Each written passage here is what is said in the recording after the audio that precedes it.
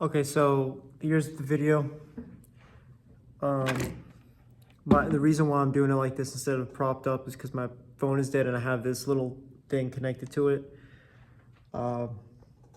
Okay, so this is the H bridge.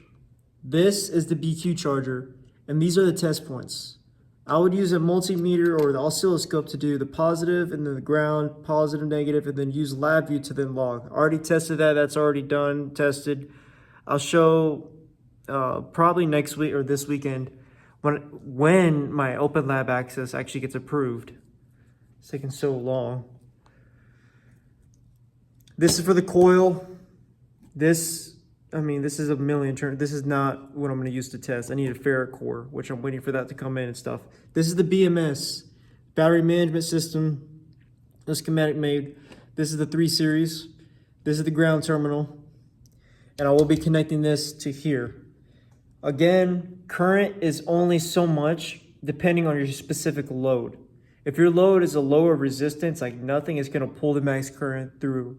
If it has some resistance, which this has a decent amount of resistance towards, some of it's series, some is in parallel, then it's going to have a proportional relationship using Thevenin's theorem, of course, and also other principles to see how the current pulls. But just in case, I'm going to have a 2 amp 2 amp fuse and also a 2N 2222 switch to cut off. You might ask, like, okay, you can't use that as the main path.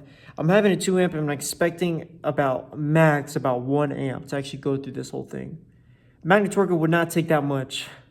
I'm using a heavy load resistor, which is this. This looks like a MOSFET, but it actually is a heavy load resistor. This is about a 100 ohm, 25 watt. I have a heat sink for it too. That indicates the 2 pins. This looks like it's not a MOSFET. It's a heavy load resistor.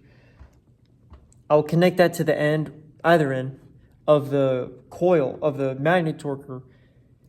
Within that, use these, which then restricts, using Ohm's law, of course, then restricts the amount of current actually going through into sensing and towards the whole thing. I'll go more in it later when I test it and stuff. Okay, so within that, I have this other stuff, but I'm going to show you that. Now we have active switching. Now I'm going to show you the LabVIEW, because it's supposed to switch. There's a 3 volts actually feeding towards it. The reason why I say negative is because the polarity is kind of switched.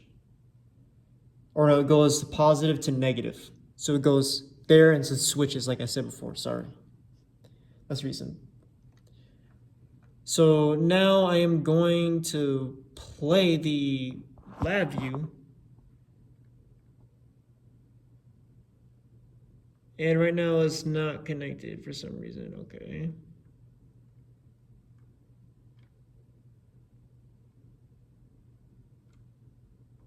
Log into Excel. There you go. Now it's switching. There you go. At some period of time, going positive. Then 0, then back. This S1 and S2, when they automatically turn on both, and understand that that does not mean it's immediately at the moment switching to the same out. If so, it would short the whole circuit. In the H bridge, if both switches are pushed down, that would short the whole switch. That would short the whole circuit, which there's already safety features within the code, which I'll then attach later. But this indicates the up and down. This does not monitor the exact voltage reading towards it. This just monitors the actual switching. Within that, I'm going to stop it. It's all logged into an Excel spreadsheet, of course. And it's already a mess because I already did everything for it. And it's still switching, of course.